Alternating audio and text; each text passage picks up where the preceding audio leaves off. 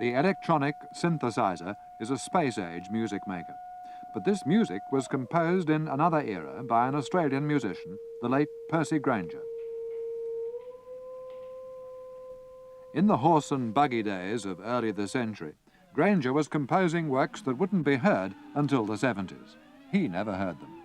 Grainger died in 1961, before the synthesizer was invented, but it was the machine he dreamed of, a machine that allowed the composer to speak directly to the audience, free of the limitations of the human hand. Grainger called it free music. Grainger is best known for such works as Country Gardens and Shepherd's Hay, but a little-known talent of this extraordinary Australian is reflected in his strange free music machines. The machines were sent to the Grainger Museum at Melbourne University from his American home after he died. They remained unassembled until recently, when Mr. Burnett Cross of New York made a special visit to assemble them. Burnett Cross, a physicist and professional drummer, worked with Grainger to make these machines between 1945 and 1961. A chance meeting in New York brought the two together. Cross wanted a job, and Grainger wanted a musically inclined scientist, so a pact was made. Grainger's methodical habits are seen in the detailed labelling of the parts of the experimental music machines that once cluttered his American home. In his efforts to produce free music, Grainger devised machines that could be regarded as crude forerunners of the synthesizer. Grainger was trying to create music that was not limited by time and pitch intervals. Burnett Cross describes an early model. Percy called it a reed box tone tool. The main part of this machine is a reed box down in here, which is a kind of giant mouth organ. It has harmonium reeds mounted in it, just the way they're mounted in a mouth organ. Percy thought that if we had the reeds very close together, we might be able to get something that sounded like a glide. And that's what he was interested in, a gliding sound. From this machine, Percy learned that his idea of gliding chords that he had heard in his mind was in fact valid, musically worthwhile. And this is how it sounds with Percy Grainger's identification. First gliding chords on reed box tone tool, September the 30th, 1951. This sound was originally recorded on acetate discs by Burnett Cross, who shows with his hand how the perforations relate to the sound made by the tone tool. Copies of the tape are in the Grainger Museum.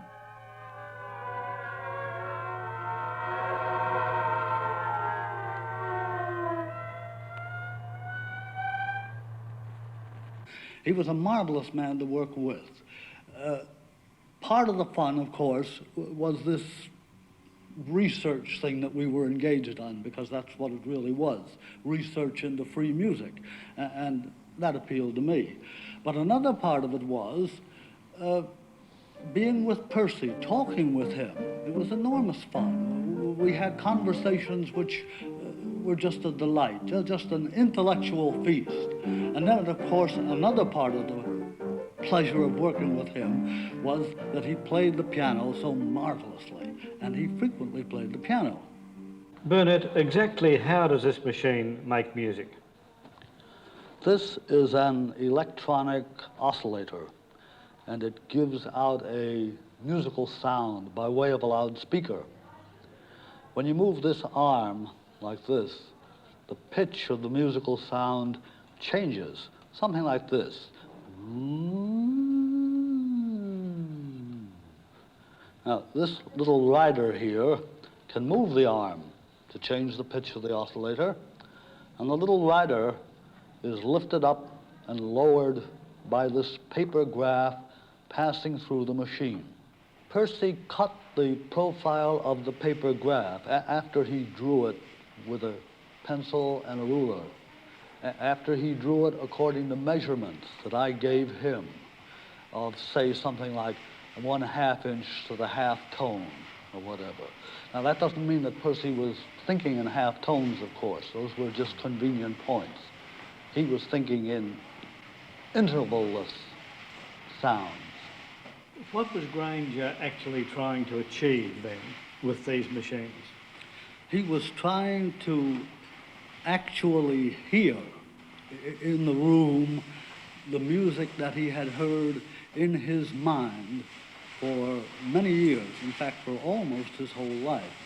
Now, you might wonder, why would he need machines to hear this music?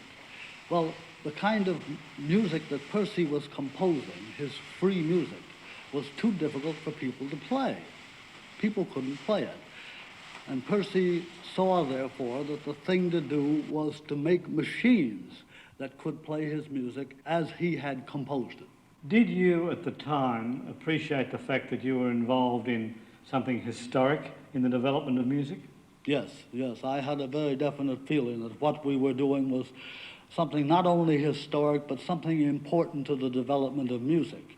Because when Percy said things like free music being the only kind of music that was appropriate to a scientific age, that music ought to be able to move in curves freely through space, and not just by little steps or in little mosaic-like patterns.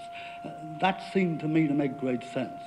So I was convinced that what Percy was talking about and what we were doing was something really important besides being great fun.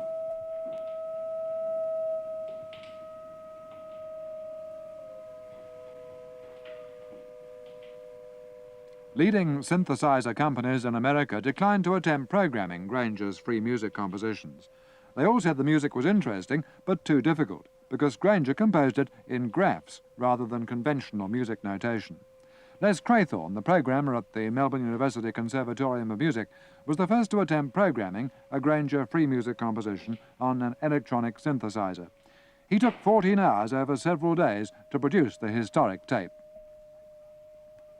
The tape runs for 1 3/4 minutes and was played for the first time in public at this year's Percy Grainger Memorial Lecture in Melbourne. Now we have something very special, so special that I hardly know how to introduce it to you. Something that Percy waited to hear all his life and never heard. The realization of his free music composition #1.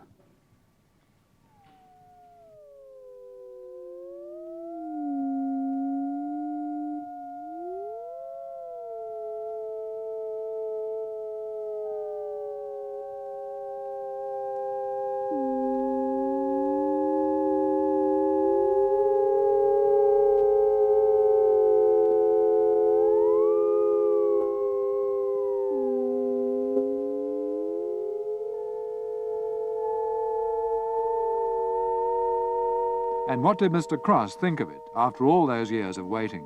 I'm overwhelmed.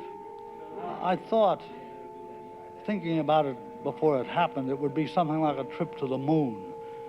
But it isn't like a trip to the moon for me. The moon is a rather familiar object to me. This was like landing on a new planet, one that I've never heard of, completely unknown. The landscape is all different from anything I've ever seen before or walked on.